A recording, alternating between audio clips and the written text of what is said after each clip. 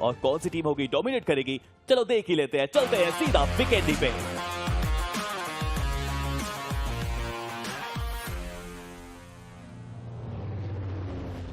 चलिए शुरुआत करते हैं विकेंडी के इस मैदान की, जहां पर टीम एक्सपार्क, उनको भी पता है कि उन्होंने अपने पिछले 2 मुकाबले बहुत शानदार तरीके से खेले हैं और सैनॉक में तो खैर उन्होंने वो चिकन डिनर निकाला है। पर मैं अंकित आपसे जरूर जानना चाहूंगा, क्योंकि एक ग्रुप है जिन्होंने बैक टू बैक अपने 3 मुकाबले खेले और उन्होंने मिरामार से शुरुआत करी थी, सैनॉक भी खेला और अब वो विकेंडी की तरफ बढ़ चले हैं। इस टीम एक्सपार्क थोड़ा सा ज्यादा उठा सकती है। देखिए, मोमेंटम जिस चीज की हम बात करते हैं और हम चर्चाएं करते हैं कि मोमेंटम ड्रिवन बहुत सारी टीम्स हमें देखने को मिलती है। आपका एक मैच अच्छा जाता है, आप उसी मोमेंटम, उसी कॉन्फिडेंस को लेके अपने अगले मुकाबले के अंदर जाते हैं और मैक्सिमम टाइम्स हमने देखा है कि बैक टू बैक वो आपके कंसिस्टेंट मुकाबले एटलीस्ट आ सकते हैं। तो मैं मान के चलता हूं कि ये मुकाबला जहां पे टीम एक्सपार्क वो कम से कम 15 अंक तो निकालने की कोशिश पूरी तरीके से करने वाले हैं। पर देखिए, चर्चा अभी टीम एक्सपार्क की हमें थोड़ी सी कम करनी चाहिए, क्योंकि वो बहुत ऊपर ऑलरेडी निकल चुके हैं। दिक्कत मुझे वो बॉटम वाली जो टीम्स है ना, अब उनसे थोड़ी ज्यादा उनके लिए हो रही है इनफैक्ट। और ऐसे में मोगो का वो नाम आएगा, ब्लिस का वो नाम आएगा, जिनको इस मुकाबले में बड़ा एक जो मैच है वो निकालना पड़ेगा। ओरंगुटैन की बात करें, बहुत बढ़िया तरीके से खेल के गए। राउंड 3 का वो आखिरी मैच जहां डोमिनेट किया, क्वालिफाई किया, पर दैट्स नॉट इनफ। अब यहां से सिर्फ 16 ही टीम्स है जो आगे जाएंगी और उसके लिए शुरुआत से ही बेहतर प्रदर्शन दिखाना पड़ेगा। और उनके साथ आप मेडल का भी नाम ऐड कर सकते हैं। कल का विकेंडी का ही वो आखिरी मैच था जहां पर वो टीम चिकन डिनर लेकर गई 19 अंकों के साथ। वो चिकन डिनर और 50 का आंकड़ा कल उन्होंने टच करा था और आज के दिन की शुरुआत भी बहुत अच्छे से करी गई थी, जहां पर वो 17 टोटल अंकों के साथ चिकन डिनर लेकर गए। हालांकि दूसरा मैच उनके लिए उतना बढ़िया नहीं गया, तो अब बस कंसिस्टेंसी ही है जो उन्हें मेंटेन करने की जरूरत है, क्योंकि हमने टीम एक्सपार्क को मेंटेन करते हुए देख लिया है, TWOB को हमने वो मेंटेन करते हुए देखा। भले उनके पास वो चिकन डिनर ना आया हो, पर स्टिल वो प्लेसमेंट पॉइंट और फिनिशेस दोनों लगभग बराबरी पर लेकर चल रहे हैं। न्यूमन अभी भी वो टीम बहुत ज्यादा ऊपर है और सबसे पहली जो फाइट है वो टीम एक्सपार्क उन्होंने शुरू कर दी। गॉटन नॉक करेंगे और उनका एलिमिनेशन भी हो गया। जी हाँ, जोकर के पास वो फिनिश गया, लेकिन अभी के लिए उनकी एचपी बहुत ज्यादा कम हमें देखने को मिल रही है। डीबीएस के साथ आगे जाने की कोशिश, जोकर वो एक और नॉक निकालेंगे, एक और फिनिश सिक्योर करते हुए नजर आएंगे। जब आपका एक इंडिविजुअल प्लेयर इतना ज्यादा घातक साबित हो रहा है तो टीम तो 27 अंक का चिकन डिनर लेकर के जाएगी। और बीच में बहुत सारी चर्चाएं चल रही थी कि जोकर उतना बेहतर परफॉर्म नहीं कर रहे, शायद वो टीम एक्सपार्क की कमजोर कड़ी है। बट ना मुझे तब ऐसा लगता था, ना मुझे अभी ऐसा लगता है। जोकर मुझे लगता है वो परफेक्ट पीस ऑफ पजल है जो इस पूरी टीम को कंप्लीट करता है। देखिए, इसके पीछे मैं एक कहानी जरूर बताना चाहूंगा जब तक फाइट्स नहीं हो रही है। जी, जब ये सारे खिलाड़ी जब टीम ब्लाइंड का हिस्सा हुआ करते थे, मैं कुछ शूट के लिए ब्लाइंड के बूट कैंप पे गया भी था, और जब मैं देखता था कि सारे जो खिलाड़ी है वो मैचेस खेल रहे हैं और जोकर अपने आप को एक कमरे में बंद कर वहां वो प्रैक्टिस कर रहे हैं कि भाई मुझे भी कभी मौका मिलेगा, वो आईक्यू सोल का हिस्सा बने, और वहां पर भी उन्हें ज्यादा मौका नहीं मिला खेलने का।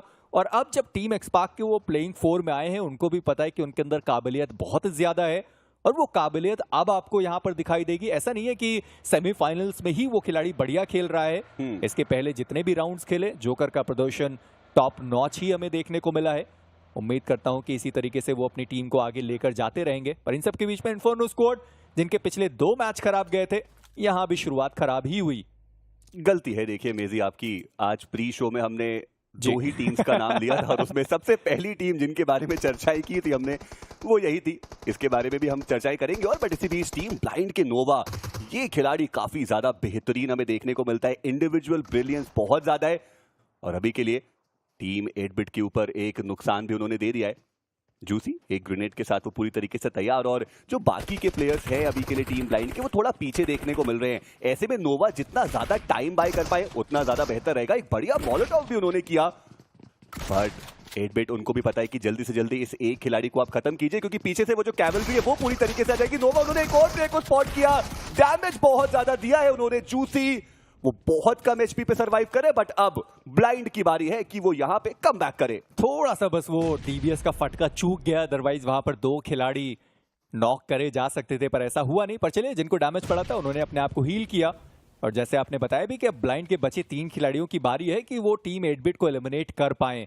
ग्रेनेड का अच्छा इस्तेमाल किया है, पर उससे कुछ खास डैमेज उनको पड़ा भी नहीं। और अब टीम ब्लाइंड, लगता तो नहीं कि उनके पास पर्याप्त मात्रा में ग्रेनेड्स बचे हैं, स्मोक्स का आप भले इस्तेमाल कर सकते हैं, थोड़ा विजन आप ब्लॉक कर सकते हैं, पर उसके अलावा और कुछ करने के लिए आपको फाइट लेने के लिए जाना पड़ेगा। पर जूसी वो आगे बढ़े और इतनी कम एचपी होने के बावजूद उन्होंने एक खिलाड़ी को डाउन करा। सौरभ वो फाइट लेने के लिए जा रहे थे, उनका एलिमिनेशन ब्लाइंड। इस मुकाबले में पहली टीम जो विदा लेगी। जी हाँ, और मुझे लगता है कि वहां पे बेहतर किया जा सकता था। नोवा ने अपना काम पूरी तरीके से किया था, वो और भी कोऑर्डिनेटेड अगर पुश करते तो ये 3 फिनिशेस और उनके खाते में जा सकते थे। बट अभी के लिए मात्र 1 के साथ ही समझौता करना पड़ेगा। और टीम 8-बिट उनके लिए आप कह सकते हैं कि एक बहुत ही ज्यादा बढ़िया शुरुआत। और जूसी जिस प्रकार से उन्होंने वो इतने कम एचपी पे होने के बावजूद एक नॉक निकाला, और वहां से जो प्रेशर है वो बिल्डअप होना स्टार्ट हुआ टीम ब्लाइंड के ऊपर। बट 8-बिट इनकी भी क्या बढ़िया स्टोरी लाइन हमें देखने को मिलती है। BGIS 2024 से एक ड्रीम रथ के ऊपर ये सवार है और वो रथ बस चलता चला जा रहा है। और मुझे लग रहा है कि ये रथ जो है मे बी वो कोची भी पहुंचेगा। देखिए, जब आपने बोल दिया है तो फिर मैं मोहर लगा देता हूं। क्या बात है, क्योंकि जो मैंने बोला था वो तो बहुत पहले ही विदा ले चुके हैं। पर्सनली एक और ऐसी टीम है जिसके बारे में आजकल बहुत ज्यादा चर्चाएं हो भी रही हैं और होनी भी चाहिए। जिस तरीके से इन सारी ही खिलाड़ियों ने खेला है, चाहे वो इन्फर्नो हो, रणवीर हो, हाइड्रो, अक्षु, ये सब बहुत बढ़िया खेल कर गए हैं। और पिछला भी मैच हमने सैनहॉक का देखा जहां पर उनको वो 6 प्लेसमेंट पॉइंट मिले। एक मौका था उनके पास कि अपनी टीम को वो चिकन डिनर भी दिला सकते थे। मैं बात कर रहा था हाइड्रो की। पर अब बात करेंगे हम जोकर की, क्योंकि आईक्यू MVP बने हैं। पिछले मैच में 6 फिनिशेस निकाले हैं, 674 का डैमेज और 2 हेडशॉट के साथ। और इस मुकाबले की भी काफी बढ़िया शुरुआत उन्होंने करके दिखाई है। और हम चर्चाएं कर भी रहते कि वो 5th प्लेयर कितना ज्यादा भूख हमें उनके अंदर देखने को मिलती है। और जब सही मंच मिला तब ये खिलाड़ी वो आउटशाइन करता हुआ नजर आया भी है। और टीम एक्सपार्क ओवरऑल बहुत ज्यादा स्ट्रॉन्ग नजर आ रही है। शैडो एज एन IGL वो ऑलरेडी एक ट्रॉफी जीत चुके हैं BGIS की। और अगर आप बाकी प्लेयर्स की बात करें वो भी बहुत ही ज्यादा स्किल्ड हमें देखने को मिलते हैं। स्प्रे गॉड की बात करें, उनको स्प्रे गोट भी कहा जाता है। सारंग वो सिर्फ नाम ही काफी है जिस प्रकार से वो खेलते हुए नजर आते हैं। तो एक काफी बैलेंस लाइनअप हमें देखने को मिल रही है। और यही वो कारण भी कि ओवरऑल स्टैंडिंग्स में 2 मुकाबलों के बाद सबसे ऊपर टीम एक्सपार्क का नाम। लेकिन जिस चीज की हम चर्चाएं कर रहे थे कि बाकी की टीम्स को अब वो स्टेप अप करना पड़ेगा, और उसमें नाम आता है टीम ड्रैगन्स का, टीम मेडल। मैं जरूर चाहता हूं कि जिस प्रकार से कल उन्होंने वो विकेंडी का मुकाबला खेला, वहां पे भले प्रेशर बहुत ज्यादा था, डेस्परेशन बहुत ज्यादा थी, बट मैं जरूर चाहता हूं कि कुछ उसी नोट पे, कुछ उसी स्थान से वो इस मुकाबले की भी शुरुआत करें। और कल जिन्होंने विकेंडी का मैदान बहुत अच्छे तरीके से खेला था उनमें ब्लाइंड का भी नाम था। हालांकि सबसे पहले इस मैच में वो एलिमिनेट हो चुके हैं, मात्र 1 फिनिश उनको मिला है। इन्फर्नो स्क्वाड अभी भी 2 खिलाड़ियों के साथ, और देखना यह है कि अब वो 2 खिलाड़ी कितना दूर तक जा सकते हैं। कोल माइन के आसपास इन्फर्नो स्क्वाड वो आपको दिखाई देगी। फेनिक्स कॉस्मोड्रोम पर वो मौजूद हैं। TWOB उन्होंने कुछ खास बदलाव अपने ड्रॉप लोकेशंस पे करे नहीं है। पेशकोवा के आसपास ही पहले भी हमने लूट करते हुए देखा है, एक बार फिर से TWOB वहां पर जा चुकी है। टीम ड्रैगन्स उनके लिए एक बड़ी चुनौती है, क्योंकि 2 मैच में 0 लेकर गए।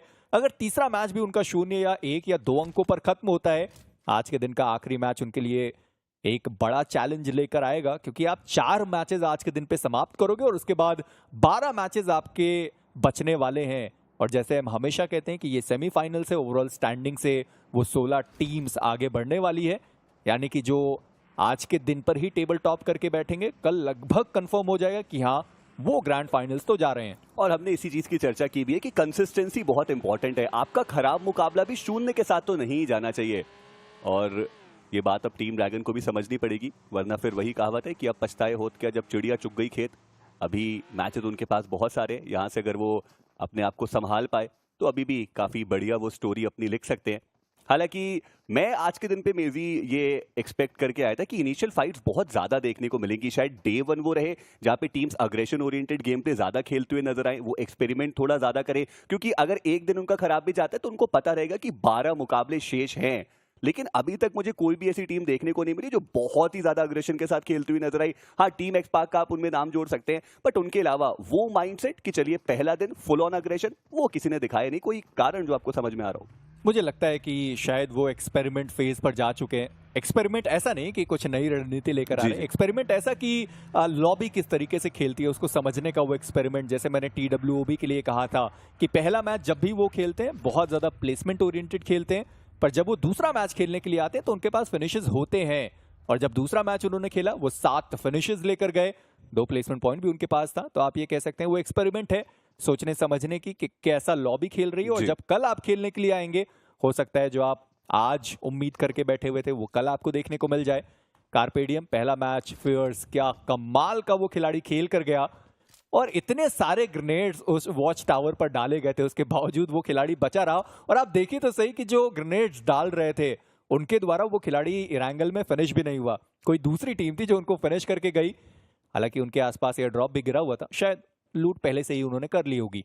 जी हाँ, एम के वहां पे हमें देखने को मिल रही थी और इग्नाइट की वो स्क्वाड थी जो आकर के फियर्स का वो जो प्रदर्शन है वहां पे रोक करके गई। बट हाँ, 7 अंक उस मुकाबले से आए और काफी बेहतर वो खेले। और साथ ही साथ टीम फीनिक्स, इन्होंने भी पहले मुकाबले में बहुत ज्यादा प्रभावित किया। स्पेशली जिस प्रकार से गोकू हील बैटल करने के लिए गए, इरांगल में बहुत कम ऐसा होता है कि हील बैटल करने के लिए जो टीम्स है वो जाती है, और वहां से वो 4 प्लेसमेंट के अंक अपनी टीम को दिला के गए। 8 टोटल फिनिशेस निकाले थे, और वो थर्ड पार्टी की जो टाइमिंग थी वो काफी ज्यादा बढ़िया थी जिन्होंने गॉड्स रेन और 8 बिट वाली फाइट के ऊपर की थी। तो आप कह सकते हैं कि हाँ, वेल इन्फॉर्म्ड ये टीम देखने को मिलती है। बेसिक्स इनके बहुत ही ज्यादा बढ़िया है, और वो जो डायनेमिक प्ले स्टाइल की हम बात करते हैं कि कब अग्रेशन दिखाना है, कब थोड़ा रुक के खेलना है, कब फाइट के लिए जाना है, कब नहीं जाना है, वो काफी बढ़िया करती है फीनिक्स। और ऐसा भी नहीं है कि खाली एक ही खिलाड़ी खेल रहा हो। पिछले मैच में गोकू थे जिनके पास वो 5 फिनिशेस आए।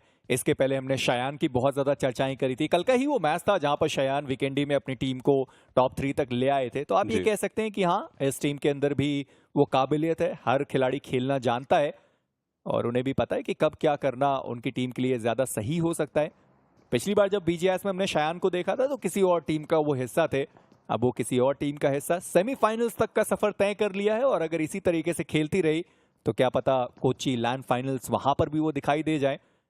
कार्पेडियम को थोड़े से और ज्यादा अंकों की जरूरत पड़ने वाली है, कम से कम इस मैच में, और इसके बाद जो आज के दिन का आखिरी मैच इनके लिए रहेगा, ताकि कल की शुरुआत आप बढ़िया कर पाओ। क्योंकि तीसरा और चौथा दिन वहां वापसी हो पाए, जो नीचे वाली टीम है थोड़ा कम है, पर 3-4 टीम फिर भी निकल ही आती है।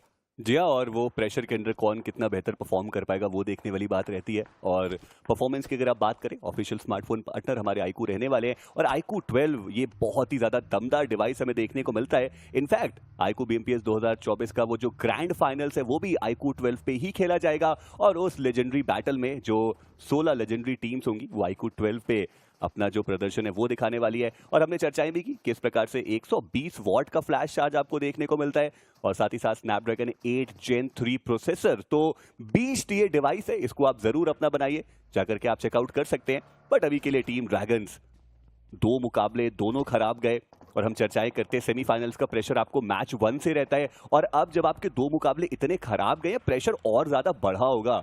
ऐसे में मेजी क्या लगता है क्या चल रहा होगा टीम ड्रैगन्स के माइंडसेट पे? मैं मान के चलता हूं कि वो राउंड 2 वाला माइंडसेट शायद वो फिर से लेकर आए, जहां पर पहले 3 मैचेस में 3 निकाले थे, फिर 3 मैचेस में वो 33 लेकर गए। कभी भी पलटवार किया जा सकता है, पर मैं देख रहा था कि इस वीकेंडी में जो एयर ड्रॉप्स आ रहे हैं वो टीम को ऐसा घर तक पहुंचाया जा रहा है। पहले हमने कार्पेडियम के पास वो देखा था, अभी जो दूसरा एयर ड्रॉप आया वो हमने टीम ड्रैगन्स के खाते में देखा है। अच्छी खासी लूट उनको मिल चुकी होगी। एडी उन्होंने देखा कि सामने कोई एक टीम मौजूद है, और वैसे भी वीकेंडी में हम हमेशा कहते हैं कि चौथा या 5वां फेज तब जाकर आप फाइट लेंगे, तब आपके लिए फायदेमंद हो सकता है। या फिर अगर आप हील बैटल के लिए जाना चाहते हैं तो भी 5वें या 6ठे जोन के बाद जाइए। कल के दिन पे कार्पेडियम के पुकार ही थे जो बहुत समय तक पोर्ट में थे, आए जोन के अंदर, फिर उनका एलिमिनेशन हमें देखने को मिला था। पर उसके बावजूद कार्पेडियम उन्होंने अपना काम किया, और अब वो सेमीफाइनल्स का हिस्सा है। और टीम ड्रैगन्स, उनके लिए सिचुएशन कहीं से भी अच्छी नहीं जा रही है। राना उनका एलिमिनेशन हुआ, पर एंकी मैं जरूर जानना चाहूंगा कि थोड़ी देर पहले ही तो आपने खिलाड़ियों को देखा था, और उसके बाद आप इतने ज्यादा ओपन में आ गए। और वहां पर दिक्कतें उनके लिए बढ़ती हुई नजर आई। देखिए, कारण है कि शुरुआती 2 मुकाबलों में 0 अंक टीम ड्रैगन लेकर के गई है, और अब 3 प्लेयर्स के साथ वो बचे हुए प्रेशर के अंदर वो क्रम्बल करते हुए नजर आए जरूर हैं। और वो जो कमबैक वाली स्टोरी लाइन होती है ना मेजी, वो हमने देखा है कि राउंड दर राउंड वो चीजें बदलती हुई नजर आ रही है। जैसे हमने टीम कॉस्मिक को देखा था, चलिए शुरू के 2 राउंड में उन्होंने वो लास्ट मैच में बहुत बढ़िया खेला, लास्ट डे पे बहुत बढ़िया खेला, कमबैक करके दिखा दिया। हमने एलओसी के बारे में चर्चाएं की थी कि शुरुआती मैच खेलने आए थे तो अच्छा नहीं किया था, फिर 3 मैच में 30 से ज्यादा पॉइंट वो लेके गए और कमबैक करके राउंड 2 तक पहुंचे। लेकिन फिर वो चीजें सेम आगे कंटिन्यू होती हुई नजर नहीं आई, और इतना ज्यादा जब कंपटीशन बढ़ चुका है टीम ड्रैगन्स, इसीलिए हम चर्चाएं कर भी रहे कि ये मुकाबला उनके लिए बहुत ज्यादा इंपॉर्टेंट। और इस इंपॉर्टेंट मुकाबले में एक खिलाड़ी तो उन्होंने गवा दिया अपना। और आसपास आप देखें कि कितनी सारी टीम्स हो सकती हैं, क्योंकि वो टीम एज पर फंसी है। और अगर चौथा हार्ड शिफ्ट उनसे कहीं ज्यादा दूर जाता है तो सिली से तो वैसे भी उन्हें फाइट लेनी है, पर अब मोगो उनकी भी एक बड़ी चुनौती। ओजी जब पहला वीकेंडी अपना खेलने के लिए आए थे तब उसमें उन्होंने चिकन निकाला था, और उसके बाद से अभी तक ओजी का वीकेंडी बढ़िया नहीं गया है। और आज के 2 मुकाबले जो उन्होंने अभी तक खेले डिसेंट से गए। ऐसा नहीं है कि 0 पर वो टीम मौजूद हो, 4 वहां पर निकाले, 4 दूसरे मैच में निकाले, 8 अंकों के साथ वो टीम। और इस बार तो जोन का एडवांटेज भी है, centre of the circle split बहुत बड़ा है, TWOB का एक खतरा जोन के आसपास। जी हाँ, और देखना ये कि उस खतरे को कैसे वो सरवाइव करते हुए नजर आएंगे। लेकिन सर्कल के बाहर इन्फर्नो स्क्वाड और फीनिक्स एक दूसरे के बहुत नजदीक देखने को मिल रहे हैं। इसी बीच सिली और ब्लिस के बीच में भी वो जो फाइट है वो इनिशिएट हो चुकी है, जहां पर एक नॉक निकाला गया। पर मैं अभी भी देखना चाहता हूं कि इन्फर्नो स्क्वाड और फीनिक्स क्या वो सेफली पहुंच पाएंगे सर्कल के अंदर।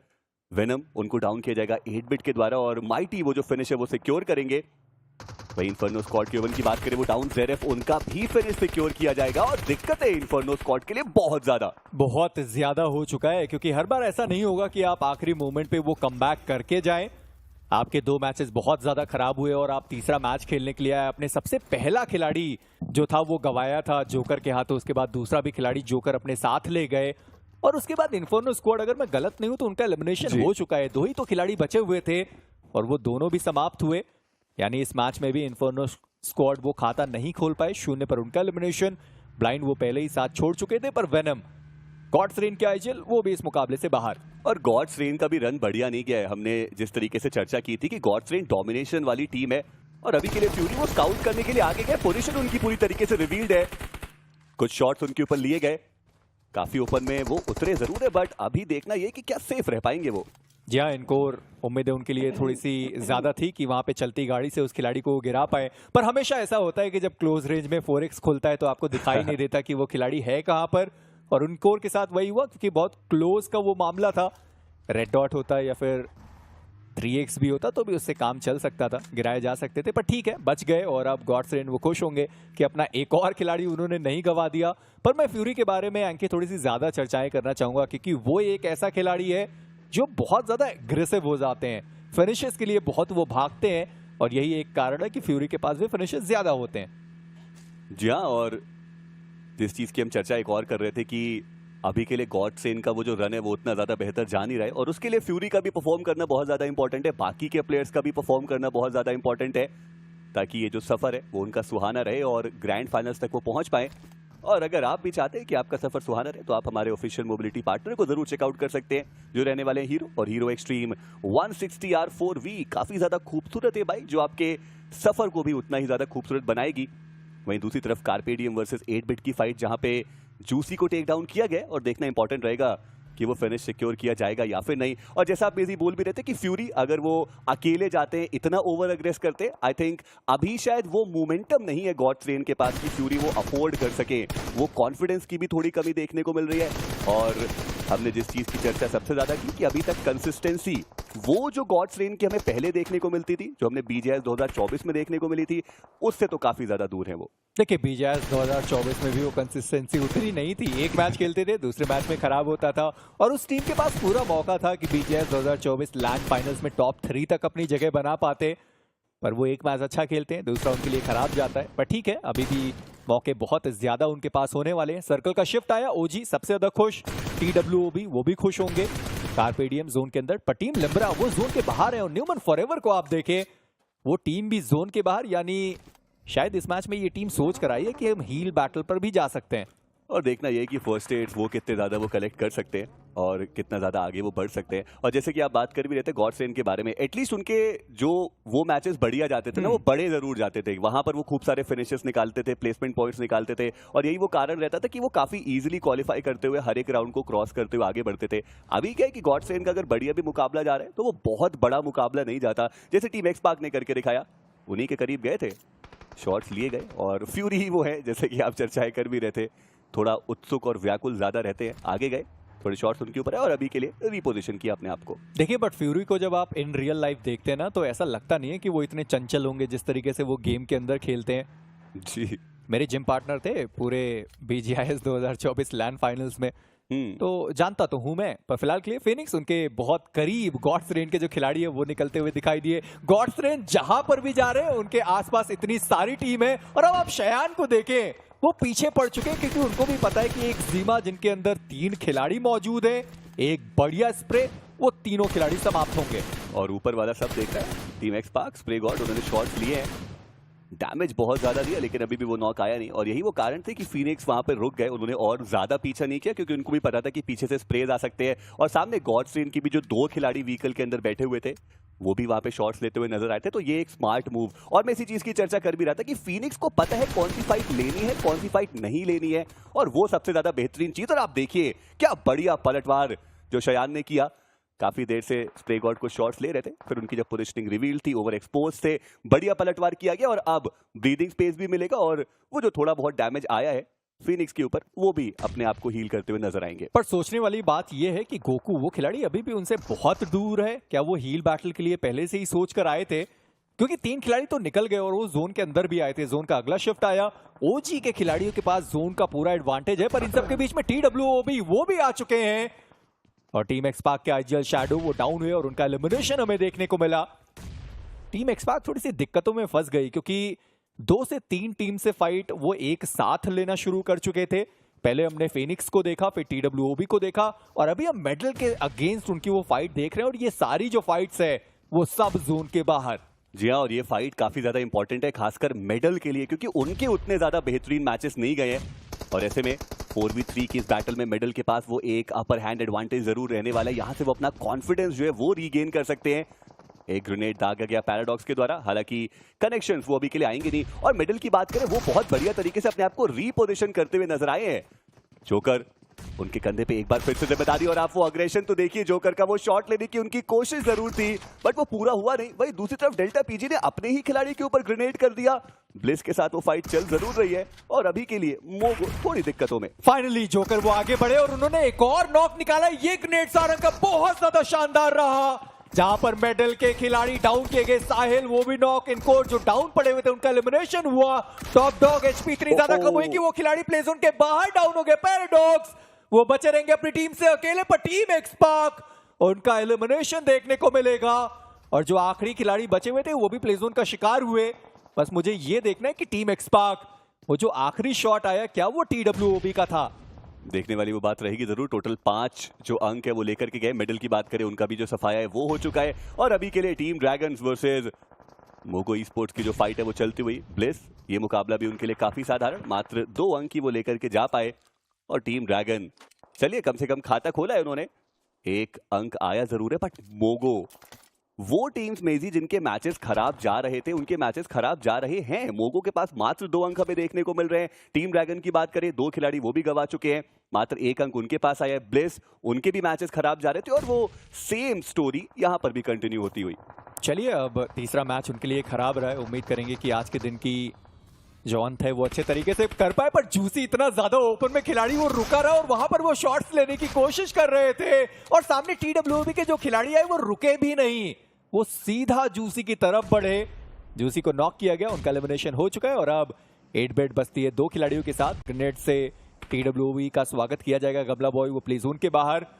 आप बदलाव देखिए इस वीकेंडी के अंदर, एंकी प्ले जोन से कितने सारे खिलाड़ी एलिमिनेट हो रहे हैं। जी हाँ, और वो हील बैटल जिस चीज की हम चर्चाएं कर रहे हैं, वो करने की नाकाम कोशिश जरूर कुछ खिलाड़ियों के द्वारा की गई है, बट अभी के लिए TWOB एक बार फिर से वो सर्कल के अंदर है। प्रिंस ओजी को कोई तो रोक लो, 3 फिनिशेस देखने को मिल जाएंगे TWOB के पास। हमने चर्चा की भी है किस प्रकार से राउंड 3 में ये टीम बहुत ज्यादा कंसिस्टेंट देखने को मिली। पोडियम फिनिश करके आई है TWOB सेमीफाइनल्स के अंदर, और यहां पर भी वो सेम लय बरकरार हमें देखने को मिल रही है। पहला मुकाबला काफी सारे अंक वहां पे निकाले, थोड़ा प्लेसमेंट ओरिएंटेड ज्यादा था। दूसरे मुकाबले में फिनिशेस उनके पास आए, और इस तीसरे मुकाबले में मुझे लगता है कि वो दोनों का ही परफेक्ट बैलेंस देखने को मिलने वाला है, पर थोड़ा सचेत रहना पड़ेगा 8 बिट से भी। वो ग्रेनेड्स अगर बेहतर गए दिक्कतें बढ़ सकती हैं। वही टीम कार्पेडियम, एक व्हीकल में 2 खिलाड़ी सवार, यहां से निकलने की कोशिश, थोड़ा बहुत डैमेज आया, बट अभी भी सर्कल के अंदर जाना बाकी रहेगा कार्पेडियम के लिए। जहां पर मैं देख रहा था कि फिनिक्स अपने जो 2 मुकाबले उन्होंने खेले वो ठीक ठाक गए थे, इतना भी खराब नहीं था, पर गोकू को इतने पहले हील बैटल के लिए छोड़ देना, और फिर 3 खिलाड़ी जोन के अंदर बढ़े, वहां पर उन्होंने फाइट ली और तीनों का एलिमिनेशन हुआ, और गोकू इकलौते खिलाड़ी हैं जो जोन के बाहर हील बैटल करते हुए आपको दिखाई देंगे। कार्पेडियम, उनके भी खिलाड़ी बचे हुए हैं पर अब जोन के बाहर हैं वो। 3 खिलाड़ियों के साथ वो टीम, और अभी तक खाता नहीं खोला। शून्य अंकों पर वो टीम दिखाई देगी। ओजी की जैसे हमने इतनी सारी चर्चाएं करी कि 2 मैच में 8 पॉइंट्स हैं उनके पास, और इस बार तो जोन का एडवांटेज भी है। और गॉड्स रेन वो भी सर्कल के अंदर सही सलामत पहुंच पाए, और न्यूमन फॉरएवर वो टीम जोन के अंदर सही सलामत ना हो, ऐसा तो हो ही नहीं सकता। देखिए 15 टीम्स हैं जो फाइट करती हैं, और न्यूमन फॉरएवर उनका तो नाम लिखा ही होता है कि वो सर्कल के अंदर पहुंच ही जाएंगे। और मैं तो कहता हूं आप 2 नाम रख दीजिए वहां पे, एक न्यूमन फॉरएवर और एक TWOB। बहुत ही ज्यादा शानदार रोटेशन करते हैं, बहुत ही ज्यादा बेहतरीन तरीके से अपने आप को सर्कल के अंदर पोजीशन करते हैं। बट अभी के लिए टीम 8 बिट की जो फाइट है वो इन्फर्नो के साथ, इनफैक्ट सिटी के साथ स्टार्ट होगी। जहां पे इन्फर्नो को डाउन किया गया, वो आखिरी खिलाड़ी बचे थे माइटी, उनका भी सफर यहीं पे समाप्त। और 6 अंक आ चुके टीम सिली के पास, 5 के साथ 8 बिट का एलिमिनेशन। और टीम सिली अभी के लिए तो स्ट्रॉन्ग नजर आ रही है। और TWOB को आप देखें कि वो रुकना नहीं चाहते। नीचे से ग्रेनेड्स उन्होंने इतने सारे ऊपर दागे, उनको भी पता है कि ऊपर कैंप्स बहुत सारे होते हैं, वो ग्रेनेड ठिकाने पर जाएगा भी नहीं, पर कोशिश करने में क्या हर्ज है। आप करिए, क्या पता कुछ नॉक्स निकल गए, कुछ नॉक खिलाड़ी हो जिनका फिनिश आपको मिल जाए। पर इन सबके बीच में सिली चुनौतियां अभी खत्म हुई नहीं है, क्योंकि टीम लिम्रा उनके बहुत ज्यादा करीब है। और ड्रैगन का वो ग्रेनेड, अक्षु डाउन होंगे। इन्फर्नो अपने आप को हील करने की जरूरत है। गॉड्स रेन वर्सेस कार्पेडियम, उनकी बीच में भी ये जंग चालू हुई है। मैक्स उन्होंने फ्यूरी को डाउन करा, फ्यूरी का एलिमिनेशन, पर पलटवार भी आएगा क्योंकि फैंटम उन्होंने मैक्स को एलिमिनेट करा। और आखिरी जो खिलाड़ी बचे हुए थे कार्पेडियम के फ्यूअर्स, उनको अल्तू ने डाउन करा। कार्पेडियम, उनका भी इस मुकाबले से पतन। और ये एक और काफी साधारण मुकाबला जो कार्पेडियम का गया है। बट अभी के लिए देखना ये है कि टीम लिम्रा के गोकुल वो क्या कुछ बेहतर करके जा सकते हैं। रिवाइवल मिल चुका है अक्षु को, और गोकुल भी वहां पे रिवाइव देने के लिए पहले आगे गए, फाइट लेने के लिए वो बिल्कुल भी गए नहीं। और ऐसे में हाइड्रो, ये तो देखिए MVP प्लेयर है, और ये अगर आपके सामने डीबीएस के साथ मौजूद हो तो थोड़ा सचेत आपको ज्यादा रहना पड़ता है। टीम लिम्रा वो मैन एडवांटेज होने के बावजूद ऐसा लगा कि मैन डिसएडवांटेज के साथ खेल रहे हैं, क्योंकि जो बाकी के प्लेयर है वो तो फाइट लेने के लिए आए ही नहीं। वो 2-2 का स्प्लिट उनके लिए महंगा पड़ता हुआ नजर आया। अब देखना यह कि बचे हुए 2 खिलाड़ी क्या वो सर्कल के अंदर पहुंच सकते हैं, क्योंकि जिस दिशा से वो जोन के अंदर एंटर करना चाहते हैं वहां पे TWOB तैयार है गेट कीप करने के लिए। और अब जंग है TWOB, OG और उनके साथ साथ न्यूमन, इन 3 टीम के बीच में वो जो जंग है वो आपको देखने को मिलने वाली है। देखना यह है कि तीनों में से वो जो चिकन डिनर है वो कौन निकाल सकता है। क्या वो TWOB होने वाली है, OG की जो टीम है वो होगी, या फिर न्यूमन एक्स फॉरएवर जिनका अभी तक का मुकाबला बहुत बढ़िया रहा, वो एक फिनिश भी निकाला है। और जैसे आप कह भी रहे थे कि ऊपर से OG वो प्रहार कर सकते हैं, वैसा हुआ भी। हाइड्रो वो डाउन करे गए, HP उनकी ऑलरेडी बहुत ज्यादा कम हो चुके, पर इन्फोर्नो वो खिलाड़ी गाड़ी लेकर आगे चला गया और वो भी नॉक करे गए, उनका भी एलिमिनेशन। यानी सिली बस्ती एक आखिरी खिलाड़ी अक्षु के रूप में। और अभी के लिए टीम मोगो, जिन्होंने शुरुआती दौर में अपने 2 खिलाड़ी गवा दिए थे और उसके बाद उन्होंने अपनी पोजीशन चेंज भी नहीं की, फाइनली सर्कल उनसे हल्का सा दूर गया है। और अब पॉसिबिलिटी ज्यादा है कि उनको वो फाइट लेनी पड़े और सर्कल के अंदर जाना पड़े। इसी बीच TWOB वो भी जोन के अंदर मौजूद है, लेकिन वो हाइट का एडवांटेज उनके पास मौजूद नहीं है, और वो जरूर चाहेंगे कि थोड़ा और ऊपर राइज अप किया जाए। वही गॉड्स रेन 2 खिलाड़ी उन्होंने अपने गवाए हैं, और अब वो भी सर्कल के अंदर आना चाहते हैं। But team dragons, another game, same old story for them. अभी के लिए मात्र 1 खिलाड़ी बचे रेबल, और देखना ये कि वो कितनी देर तक सर्वाइव कर पाएंगे। चलिए, वो ग्रेनेड बेहतर था, वहां पे स्प्लैश डैमेज बहुत ज्यादा आ चुका है।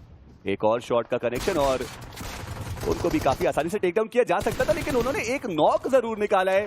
और फाइनली मात्र 1 अंक के साथ टीम ड्रैगन्स उनका भी सफाया। और न्यूमन फॉरएवर वो भी आए इस फाइट के अंदर, OG वो भी गए थे उस फाइट के अंदर, पर न्यूमन फॉरएवर वो थोड़ा सा लेट कर गए। वो पहले जोन के अंदर जाना चाहिए था, पर वो एक दिक्कत हुई उनके लिए। ओवेस उनके लिए दिक्कतें बढ़ाएगी। एश वो भी खिलाड़ी मौजूद था, पर सामने से एक और ग्रेनेड आया है कि ओपी वो भी डाउन कर दिए गए। यानी अब 3 खिलाड़ियों के साथ OG वो आपको दिखाई देगी कि उन्हें बचाया नहीं जा सका। पर न्यूमन फॉरएवर, मुझे लगा था वो बहुत पहले जोन के अंदर आ पाएंगे, पर ऐसा हुआ नहीं।